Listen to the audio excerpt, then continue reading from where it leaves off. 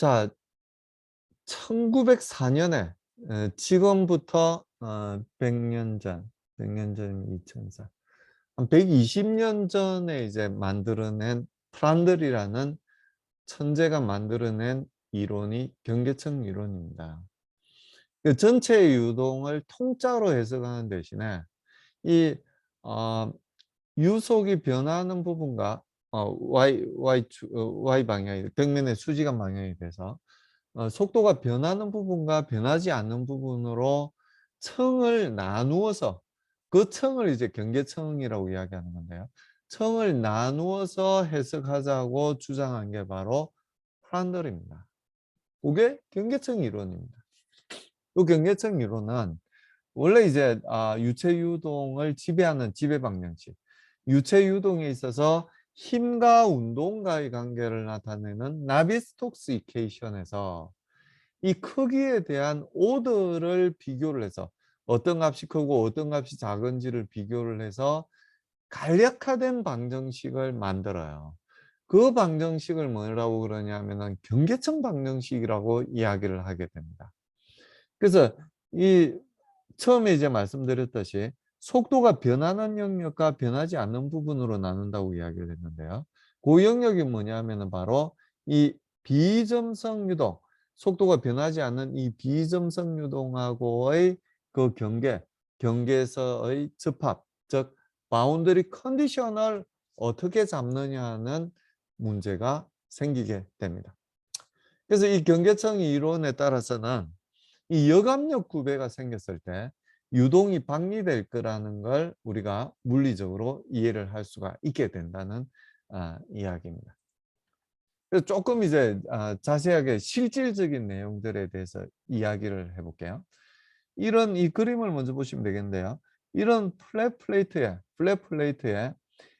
2D, 3D가 아니란 이야기예요. 그러니까 이 화면을 뚫고 지나가는 방향에 대해서는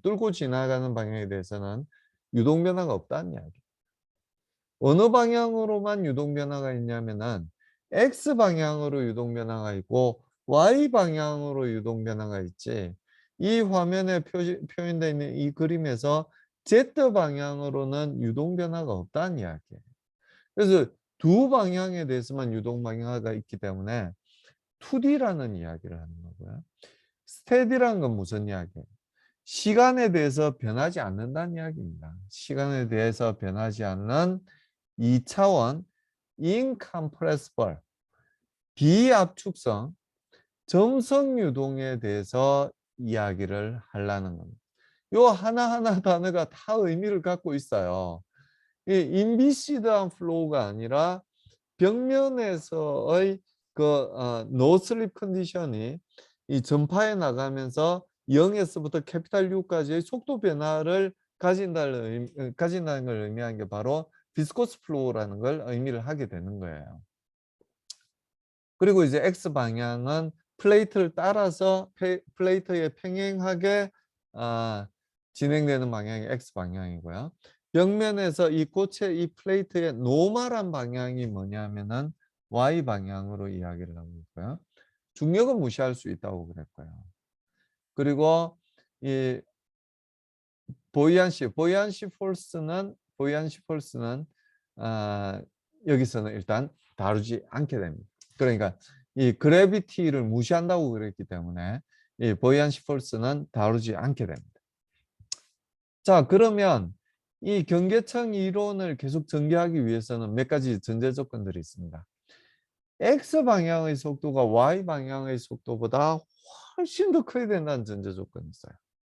이거 혹시 처음 보는 전제 조건이라고 생각하시면 굉장히 곤란합니다. 불과 한 20분 전에 이야기했던 내용이거든요. 그렇죠? 예. V가 거의 0으로 가까이 간다는 이야기. V가 거의 0. 그리고 continuity equation을 적용을 하게 되면 여기서 velocity y 방향 노멀한 velocity가 0이면 0이고 여기서 노멀한 velocity가 0이면 요 사이는 노멀한 방향의 y 방향의 velocity가 전부 0이라 해야 되는 게 continuity equation으로부터 우리가 구할 수 있기도 합니다, 사실은. 그래서 X 방향의 속도가 Y 방향의 속도보다 훨씬 더 커요. 그리고 이 그레디언트에 대해서 속도 구배에 대해서 생각을 하면 이 X 방향의 속도 혹은 Y 방향의 속도로 생각해도 괜찮은데요. 이 벽면에서 노멀한 방향의 속도 변화가 이 벽면의 패러럴한 방향 여기하고 여기의 속도 변화보다 Y 방향의 속도 변화가 훨씬 더 크다는 이야기예요. 이해되세요? 여기서 요만큼 떨어져 있다고 생각합시다. Y 방향에서 여기서 요만큼 떨어져 있을 때 속도 변화는 꽤 있죠. 꽤 있어요. 근데 여기서 똑같은 거리만큼 X 방향으로 떨어져 있을 때 속도 변화는 거의 미미하다는 이야기예요. 이게 뭘 나타내는지 여러분 알고 계세요? 델타 X분의 델타 U가 뭘 의미하는지 알고 계세요? X 방향으로 일정 거리가 떨어져 있을 때, 단위 길이가 떨어져 있을 때 U의 속도 변화를 나타내는 게 뭐냐면 바로 이 값이에요. 델타 X만큼 떨어져 있을 때 델타 U만큼 속도 변화가 생긴다는 이야기잖아요. 그럼 그게 델타 X로 나누어 준다, 노멀라이즈를 한다는 이야기는 뭐냐면 델타 X가 1일 때, 델타 U가 얼마인지를 표현하는 게 바로 이 식인 거예요. 델타 Y분의 델타 U는 뭐냐면 물론 이 한 점들에서 델타 Y분의 델타 U를 다 구할 수가 있죠. 다 디파인 되는 값입니다. 어떤 포인트에 어떤 위치에서 라운드 Y분의 라운드 U가 라운드 X분의 라운드 U가 전부 디파인이 다 돼요. 근데 그게 물리적으로 의미하는 게 뭐냐면 Y 방향으로 일정 거리가 떨어져 있을 때, 즉 델타 Y만큼 이렇게 떨어져 있을 때 요 둘 사이의 속도 차이가 델타 U라면 라운드 U, 라운드 Y가 나타내는 건 뭐냐면 Y 방향으로 단위 길이가 떨어져, 요 단위 길이라는 건 델타 Y보다 클 수도 있고 작을 수도 있어요. 델타 Y 방향으로 단위 길이만큼 떨어졌을 때 U의 변화가 얼마인지를 나타내는 식이 바로 요 식입니다. 요 식. 그래서 X 방향, Y 방향으로 똑같은 거리가 떨어져 있을 때 속도 변화가 어느 쪽이 더 심하다고 보느냐면은 Y 방향으로 거리가 떨어져 있을 때 속도 변화가 훨씬 더 심하다고 가정한다는 이야기예요. 굉장히 물리적으로 타당한 가정인 거 이해하세요? 여기 디벨롭 돼봤자 얼마나 디벨롭이 되겠어요. X분의 델타는 루트 레이놀즈 넘버에 비례해서 레이놀즈 넘버가 어느 이상 크게 되면은 얼마 차지하지도 않는데 X 방향으로는 거의 변하지 않지만 Y 방향으로는 계속 변화가는데 그래서 요건 굉장히 물리적으로 타당한 거예요. 그리고 요런 게 전부 타당하려면 사실은 레이놀즈 넘버가 일단은 1보다 무척 커야 됩니다. 엄청 커야 돼요. 이 꺽쇠가 크기 대소관계를 나타내는 이 기호가 두 개가 겹쳐져 있다는 건 엄청 크다는 이야기죠. 적어도 한 오더 이상은 차이, 10배 이상은 차이 난다는 이야기잖아요. 그러니까 1보다는 엄청 차이가 나서 U가 V보다 엄청 크고요. 라운드 X분의 라운드 U가 라운드 Y분의 라운드 U에 비해서 비교할 수 없을 정도로 작아야 된다는 이야기예요. 이 모든 것들이 일어나려면, 가정이 성립되려면 레이놀즈 넘버가 1보다 훨씬 커서 이 바운더리 레이어 시크니스가 엄청 얇아야 된다는 이야기. 자, 엄청 얇다는 이야기는 다시 말씀드리지만 절대적인 값을 가지고 이야기하는 게 아니에요. 이 델타가 얇다는 이야기는 무엇에 비해서 얇으냐면 리딩 엣지로부터 이 거리에 비해서 엄청 얇다는 이야기입니다. 똑같이 10mm라고 1cm라고 하더라도 리딩 엣지 근처에서 1cm 같으면 이건 엄청 두꺼운 거예요. 근데 리딩 엣지로부터 한참 떨어져서 레이놀즈 넘버가 난류가 될 정도인 한 100만 정도 됐다. 레이놀즈 넘버. 근데 10밖에 안 됐다. 그럼 엄청 얇은 거죠. 엄청 얇은 겁니다.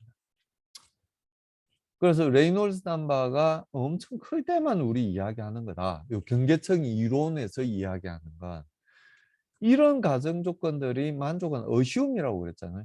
예, 슈어레이어가 엄청 얇은 경우에 레이놀즈 넘버가 엄청 커서 여기 뭐 글에는 다 적혀져 있네요. 레이놀즈 넘버가 엄청 커서 very thin한 경우에 그를 가정한다는 이야기. 그러면 이제 이런 것들이 다 적용이 된다는 이야기죠. 이런 것들이 적용이 되면 continuity equation은 이렇게 되고 그러니까 우리가 원래 갖고 있던 continuity equation하고 나비의-스톡스 equation이 이렇게 continuity equation은 그대로지만 나비의-스톡스 equation이 이렇게 아주 간단한 형태로 표현이 돼 버린다는 이야기입니다. 어. 그리고 이제 그때 바운더리 컨디션은 at the wall y equal 제로에서는 노 슬립 컨디션 u equal v equal 제로가 된다는 이야기고요. 파필드에서는 즉 바운더리 레이어 엣지에서는 우리가 다루는 이 점성 영역의 마지막 경계점에서는 즉 y equal 델타에서는 u equal 캐피탈 U v는 얼마? v equal 제로라는 바운더리 컨디션을 가지게 된다는 이야기입니다. 그래서 이거 원래 주어진 노슬립 컨디션이고요. 여기서는 이 경계청 외부하고의 패칭을 했다는 이야기예요. 경계청 외부에서는 벨라시티가 캐피탈 U니까요. 일단은 뭐 이 캐피탈 U가 콘스탄트하다고 보진 않았고요. x에 대한 펑션이라고 이렇게 봤었어요. 그래서 x가 커짐에 따라서 캐피탈 U가 이 그림처럼 캐피탈 U가 점점 커지면 이건 순압력 구배가 주어진 경우라고 이야기를 하고요. 이 하류에서의 캐피탈 U가 상류에서의 캐피탈 U보다 점점 작아지는 경우는 역압력 구배가 걸린다고 이야기를 합니다. 기준이 되는 건 압력 구배가 걸리지 않는 제로 프레셔 그레디언트일 때, 즉 캐피탈 U가 X에 대해서 변하지 않을 때를 기준으로 하긴 합니다. 하긴 하는데요. 요건 X에 대한 일반적으로는 X에 대한 펑션으로 주어지게 됩니다. 자, 그래서 이 유도하는 걸 이제 조금 이제 자세히 보여드리는 거예요. 원래 우리가 갖고 있던 방정식은 그러니까 2D고 인컴프레시블이고 그리고 점성 유동이고 그런 경우에 대해서는 방정식이 이렇게 표현이 됩니다. 첫 번째 건 이제 continuity equation, 질량 보존을 나타내는 식이죠. 여기 density가 없어져요.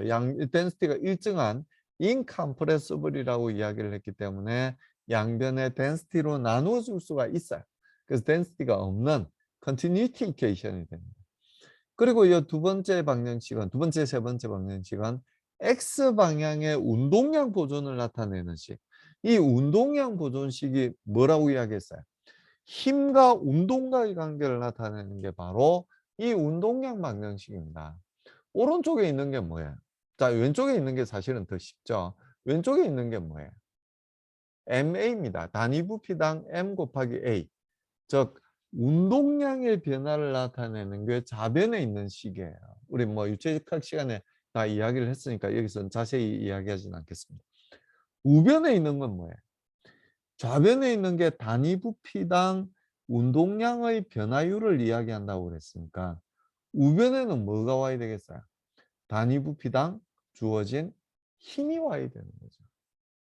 뉴턴의 제2법칙 F 이꼴 ma를 유체역학에서 표현한 게 어떤 방정식이냐면 바로 이 나비의-스톡스 이퀘이션이에요. 운동량 보존식이에요.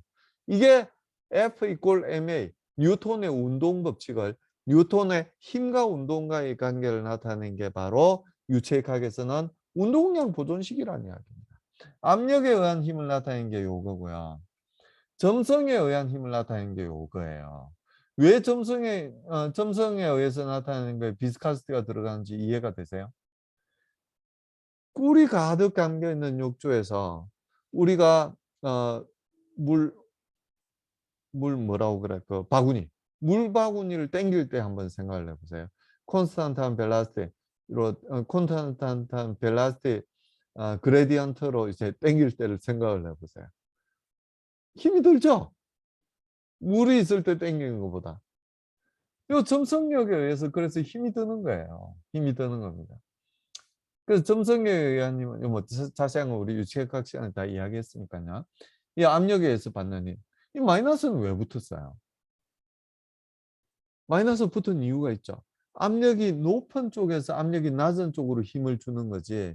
프레시오 그레디언트의 방향은 요게 압력이 작고 요게 압력이 크면은 프레시오 그레디언트는 요쪽이 플러스 방향이에요. 델타 X가 0일 때 압력이 커지는 게 아, 이 프레시오 그레디언트의 방향이죠. 근데 실제 힘은 어디서 어디로 줘요? 압력이 높은 데서 낮은 쪽으로 힘을 주게 되죠. 그래서 마이너스 부호가 붙은 거예요. 압력이 커지는 방향하고 힘이 커지는 방향이 힘의 방향이 반대라는 걸 의미하는 게 바로 이 마이너스 부호입니다.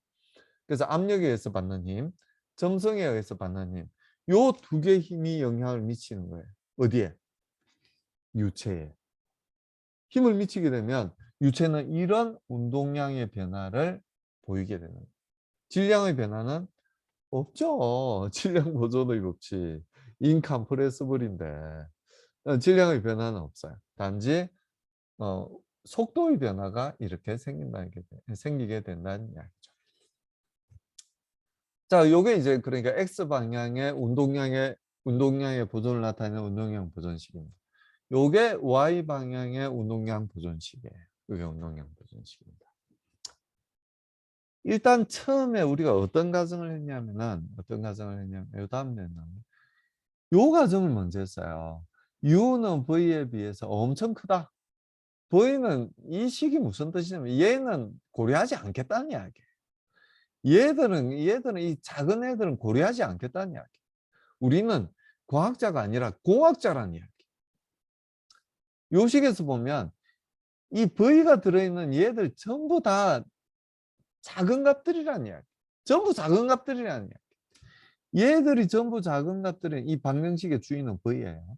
V가 전부 작은 값들이라는 이야기. 그러면 라운드 Y분의 라운드 P는 큰 값일 거냐 작은 값일 거냐 물으면 당연히 뭐라고 대답해야 되냐면은 작은 값이라고 대답을 해야 돼요.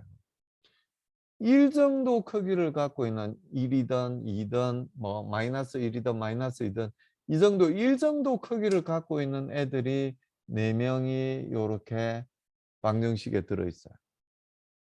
이 방정식이 이퀄이 성립하려면 정식이 성립하려면 이 라운드 Y분의 라운드 P도 어느 정도 크기를 갖고 있어야 되냐면은 똑같이 1 정도 크기를 갖고 있어야 된다는 이야기. 그 이하의 크기를 갖고 있어야 된다는 이야기. 0.1 정도의 크기를 갖고 있는 건 아무 문제 될 게 없어요. 근데 10 정도의 크기를 라운드 Y분의 라운드 P가 가지게 되면 이 등식은 절대 성립을 할 수가 없습니다. 얘들은 전부 1 정도의 크기를 갖고 있는데 혼자 10 정도의 크기를 갖는다? 아니면 혼자 100 정도의 크기를 갖는다? 그럼 등식이 성립할 수 없어요. 등식이 성립하려면 적어도 나머지 하나는 같은 정도의 크기를 갖고 있어야 되는 거예요. 그렇지 않으면 등식이 성립할 수 없다는 이야기. 그럼 무슨 이야기를 하고 싶으냐? 라운드 Y분의 라운드 P는 거의 0에 가까운 값을 가져야 될 거란 이야기. 거의 0이라 해야 될 거란 이야기. 왜? 다른 값들이 거의 0이니까요. 거의 0에 가까운 값이니까 얘도 0에 가까운 값을 가져야 된다는 이야기. 얘들보다 더 작은 오더를 가지는 건 아무 문제 없어요. 얘들이 워낙 작은 오더이기 때문에 얘들보다 작은 오더, 즉 0에 가까운 값을 가져야 된다. 자, 라운드 Y분의 라운드 P가 0이란 이야기가 무슨 이야기예요? Y 방향으로 위치 변화가 생기더라도 P의 변화가 있다 없다? P의 변화가 없다는 이야기. 벽면에서 수직 방향으로는 압력 변화가 없다는 이야기. 이미 알고 있었다고요? 이미 알고 있었죠. 왜? V가 0이라고 그랬잖아. 거의 0이라고 그랬잖아. U에 비해서 V는 거의 0이라고 그랬잖아. 바운드리 레이어 엣지에서도 0이고 그리고 벽면에서도 0이고 요 중간에서도 0이고 전부 0이에요. 0에 가까운 값이에요. 이 y 방향으로 프레셔 그레디언트가 형성되면 어떤 일이 생겨요? 얘가 힘을 주는 거잖아요, 얘가. 힘이 있으면 운동량의 변화가 있어야죠. 운동량의 변화가 있어야죠. 그럼 V가 0이 될 수 없다는 이야기예요. 얘가 0이 아니라면 얘가 0이 될 수 없다는 이야기예요. 힘과 운동과의 관계. 요건 뭐 거의 0이라고 쳤을 때 얘가 0이 아닌 다른 값을 가진다면 얘가 0이 아닌 다른 값을 가지게 된다는 이야기예요. 운동량의 변화가 있어서 y 방향의 벽면에서 노멀한 방향의 벨라시티가 0이 아닌 다른 값을 가져야 된다는 이야기예요. 특히 이 값이 0이 아닌 다른 값을 가져야 된다는 이야기예요. 위에가 프레셔 요 방향으로 프레셔가 다르다면 프레셔가 큰 쪽에서 작은 쪽으로 언제나 압력에 의해서 힘이 생기잖아요. 근데 그렇지 않죠. V가 거의 0이라는 걸 우리가 이미 알고 있었기 때문에 라운드 Y분의 라운드 P도 거의 0이 될 거라는 걸 우리는 짐작을 하고 있었어요, 사실. 다음엔 짐작할 수 있을 겁니다. 그래서 이 압력은 Y 방향으로는 변하지 않고 오로지 어느 방향, 이 Z 방향으로 변하지 않는다는 건 우리가 일찌감치 이야기를 했었어요. Z 방향으로는 변하지 않잖아요, 원래. Z 방향으로는. 왜? Z 방향 2D라고 이야기를 했으니까. 2D라는 건 뭐냐면은 X 방향으로 변하고 Y 방향으로 변할 수 있지만 Z 방향으로는 변할 수 있지 않는 거죠. X 방향으로 변하지 않고 Y 방향으로 변하고 Z 방향으로 변한다면 그것도 역시 2D예요. X 방향으로 변하지 않는 2D. YZ 평면에서 변하는 유동. 그렇죠. 그것도 2D예요. 그래서 이 프레셔는 무엇만의 펑션이 되냐면은 이미 Z의 펑션은 아니라는 걸 우리가 이야기를 했고요. 정의해서. 지금 이 Y 방향 운동량 보존식에서 P가 Y의 펑션이 아니라고 이야기를 하고 있어요. Y 좌표가 변하더라도 P는 변하지 않는다고 이야기를 하고 있어요. 라운드 Y분의 라운드 P가 0이라는 게 그런 의미죠. Y가 변하더라도 P가 변하지 않는다는 의미란 이야기. 그럼 P는 어느 방향으로만 변하느냐 하면은 X 방향으로만 변한다는 이야기. 그렇죠? Along the boundary layer. 경계층을 따라서 하류로 이 스트림 방향으로만 변한다는 이야기입니다. 자, 그리고 X 방향 운동량 보존식도 봅시다. X 방향의 운동량 보존식을 보면 요 식이죠. 요 식인데 경계층 외부에서는 요 식이 어떻게 될 거냐면은 경계층 외부에서는 우리가 그 벨라시티가 얼마인지 이미 알고 있어요. 알고 있어요. U는 얼마예요? 캐피탈 U예요. V는 얼마예요? V는 0이에요. 요 값이 일단 0이라는 거예요. 요게 캐피탈 U라는 이야기고 요게 캐피탈 U라는 이야기. 그래서 좌변은 요것만 남는 거예요. 우변은 일단 캐피탈 U로서 X 방향의 2차 미분값은 없어요. 아주 작은 값이라고. 일단 얘는 얘에 비해서 한 번 미분한 게 엄청 작은 값이죠. 그걸 한 번 더 미분하면 더 작은 값이 돼요. 그래서 얘가 얘보다 훨씬 더 큰 값이 됩니다. 근데 Y 방향으로 바운더리 레이어 엣지에서 이야기하는 경계층 외부에서 이야기하는 거예요. 외부에서는 요 값이 일정한 값을 가져요. 얼마로서? 캐피탈 U로서 일정한 값을 가져요. 그러니까 Y 방향으로도 변하지 않겠죠. Y 방향으로도 변하지 않고 X 방향으로도 변하지 않아요. 그러니까 요 두 값이 다 0이 된다는 이야기예요. 어디서? 착각하시면 안 돼요. 경계층 내부에서 그렇다는 이야기가 절대 아니거든. 경계층 외부에서 그렇다는 거예요. 경계층 외부에서. 경계층 외부에서는 요 값만 살아남아서 요렇게 되고 이건 제로가 되고요. 요 값은 다 0이 돼서 우변에 남는 유일한 항은 요 항이 남게 되고요. 좌변에 남는 유일한 항은 요게 된다는 거예요. 그래서 방정식은 요렇게 정리가 돼요. 요렇게. 근데 프레셔는 x만의 펑션이라고 이야기를 했잖아요. 그러니까 독립 변수가 x밖에 없으니까 dp dx라고 이렇게 적을 수가 있게 됩니다. dp dx라고 적을 수 있게 돼요. 그래서 이 경계청 외부에서 우리가 알 수 있는 일은 뭐냐면 요 값하고 요 값이 두 값이 서로 밸런스를 이루는구나 하는 걸 알 수가 있게 됩니다.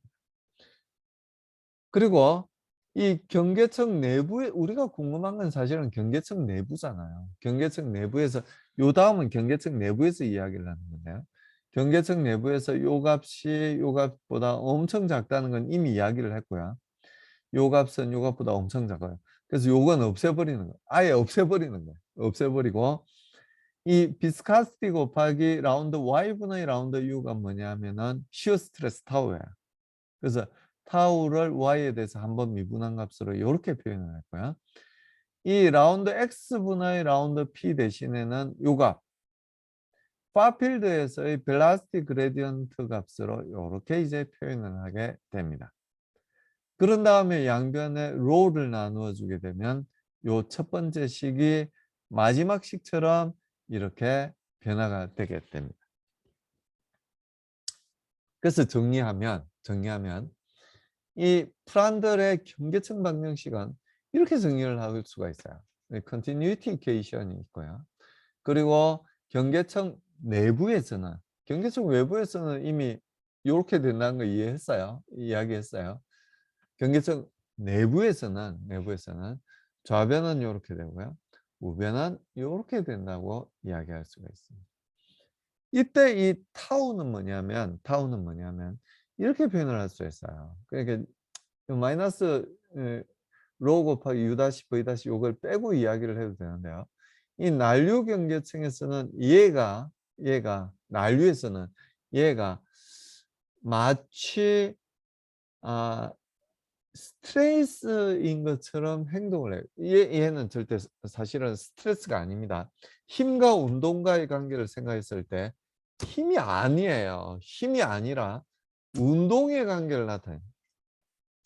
자, 요 식에서 다시. 이게 원래 방정식이니까요. 여기 속도 두 개가 곱해져 있죠. 속도 두 개가 곱해져 있는 항은 요 항들밖에 없어요. 좌변에 있는 운동량의 변화를 나타내는 요 항밖에 없어요. 우변의 힘을 나타내는 즉 단위 면적당 작용하는 힘이 스트레스잖아요. 스트레스를 나타내는 우변에 이 속도 두 개가 곱해져 있는 게 없어요.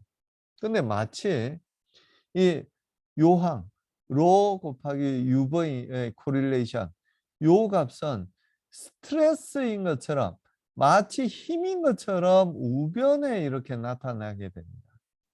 그리고 이 비스코스 스트레스하고 합쳐서 이렇게 표현이 돼 있어요. 그렇죠. 얘는 원래 어디서 왔다고? 운동량의 변화인 좌변에서 온 값이에요. 난류를 나타낼 때는 이 U와 V가 뭘 의미하냐면은 시간에 대한 평균값을 의미해요. 뭐 좀 더 정확히 이야기하면은 앙상블 평균을 이야기하게 됩니다. 그러니까 청유일 때는 그런 걸 생각할 필요가 없죠. 왜? 청유일 때는 그냥 스테디하니까요. 스테디하니까 생각할 필요가 없는데요. 난류일 때는 난류의 원래 특징 중에 하나가 언스테디하다는 거거든요. 그래서 평균값에 대해서 UV를 표현을 하게 되고 그 평균값에 대해서 플럭체이션을 나타내는 값에 이렇게 다시를 붙이게 됩니다.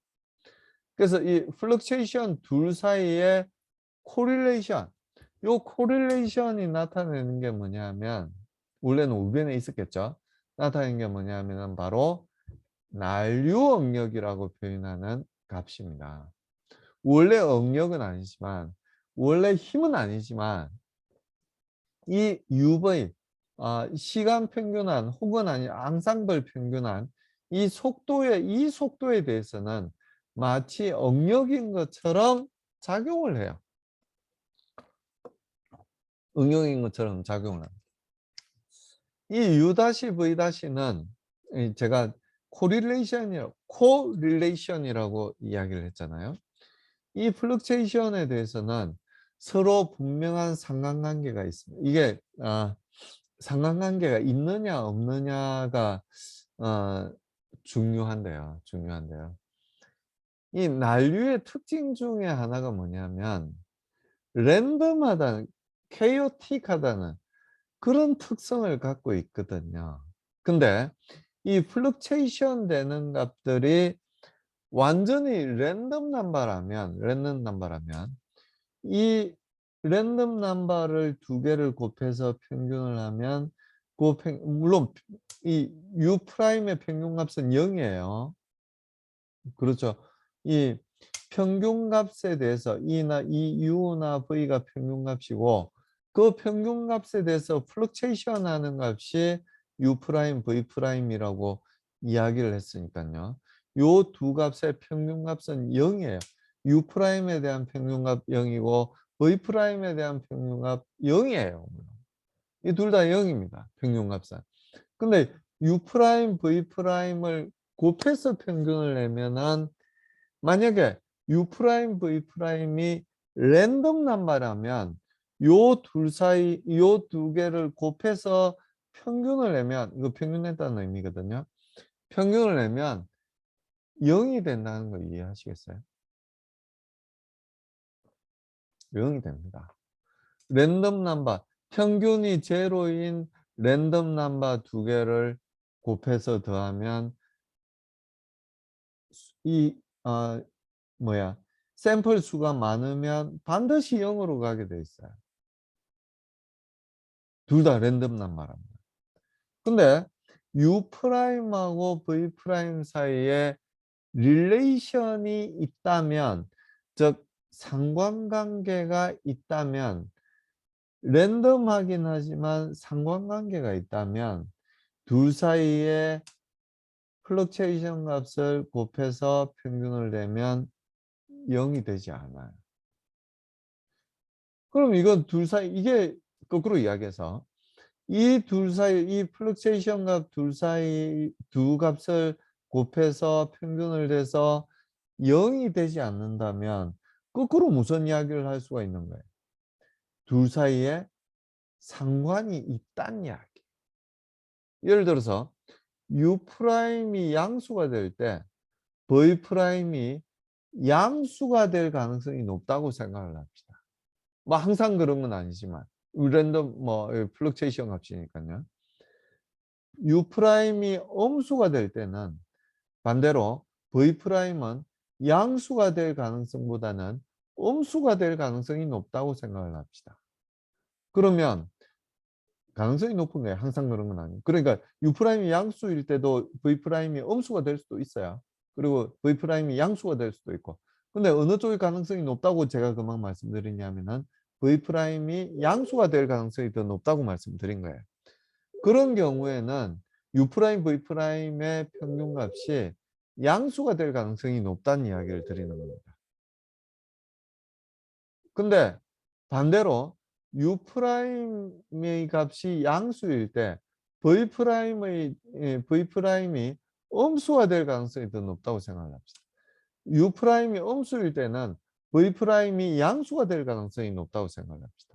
그러면 이 둘 사이의 코릴레이션은, 즉 U 프라임, V 프라임의 평균값은 음수가 될 가능성이 높다는 이야기. 그럼 이제 둘 사이에 릴레이션이 없을 때를 생각해 봅시다. 릴레이션이 없다면 어떤 경우냐면 U 프라임이 양수가 될 때 V 프라임이 양수가 될 가능성이나 V 프라임이 음수가 될 가능성이나 똑같다는 이야기. 확률이 똑같다는 이야기. U 프라임이 음수가 될 때 V 프라임이 양수가 될 가능성이나 V 프라임이 음수가 될 가능성이나 똑같다는 이야기. 이게 랜덤 넘버라는 이야기거든요. 그러면 U 프라임, V 프라임의 평균값은 얼마가 되는 게 마땅하냐 하면 0이 되는 게 마땅하다는 이야기입니다. 이해하시겠어요? 그러니까 난류에서는 요 값이 0이 아니겠죠, 당연히. 0이 아니란 이야기는 무슨 이야기예요? U 프라임하고 V 프라임하고 사이에서는 릴레이션이 있다는 이야기. 코릴레이션이 0이 아니란 이야기. 릴레이션이 있다는 이야기. 밸런스 프로파일 한번 볼까요? 요걸 봅시다. 어떤 경우에 플럭체이션이 생기냐면 요 포인트에다가 우리가 속도계를 갖다 놓고 속도를 측정한다고 생각합시다. 요 속도 측정했을 때 이 평균값이 여기 그림에서 표현하는 요 값이에요. 평균값. 어떤 순간에 평균값보다 큰 값이 측정이 됐어요. Y방향, X방향의 속도가. 그럼 U'이 양수란 이야기죠. 그럼 어떤 경우에 U'이 양수가 될 가능성이 높으냐 하면은 요 자리에 이 포인터로 표시되어 있는 요 자리에 벨라시티가 빠른 유체가 요 자리로 오게 되면 즉 요 포인트보다 벽면에서 멀리 떨어져 있는 요 점에서 유체 덩어리가 밑으로 떨어지게 되면 요 위치로 오게 되면 X방향의 속도가 더 크게 측정이 된다는 이야기예요. 위에 있는 유체가 밑으로 내려왔다는 이야기는 V'이 양수란 이야기예요? 엄수란 이야기예요? V'이 엄수란 이야기죠. V'이 엄수가 될 때 U'은 어떻게 될 가능성이 높으냐면은 양수가 될 가능성이 높다는 거예요. 반대로 아래쪽에 있는 유체 덩어리가 위로 올라오게 되면 그럼 V'이 양수란 이야기죠. 그때 U'은 어떻게 된다? 엄수가 된다는 이야기예요. U'하고 V' 사이에는 이렇게 상하관계를 가질 수밖에 없다는 이야기예요. 수학에서는 둘 다 랜덤 넘버로 하면은 똑같이 나오겠지만 이 유체역학에서는 완전 랜덤 넘버가 전혀 될 수가 없다는 이야기입니다. 릴레이션을 반드시 가질 수밖에 없다는 이야기예요. 이 난류는 또 우리 난류 이야기할 때 다시 또 이야기할 기회가 있을 겁니다. 그리고 경계 조건은 당연히 벽면에서는 점착 조건, 노슬립 컨디션이니까 U도 제로고 V도 제로입니다. 그리고 경계청 엣지에서는 즉 y 꼴 델타에서는 U는 캐피탈 U가 될 거고요. V는 얼마가 돼요? V는 역시 0이 될 겁니다. 이게 이제 접합 조건이죠. 그러니까 경계청 외부에서의 조건을 그대로 가져온다는 이야기예요. 여기에서의 이쪽 경계 조건으로 이 외부에서의 조건을 가져온다는 이야기예요. 그래서 접합 조건이라고 이야기를 하는 거죠.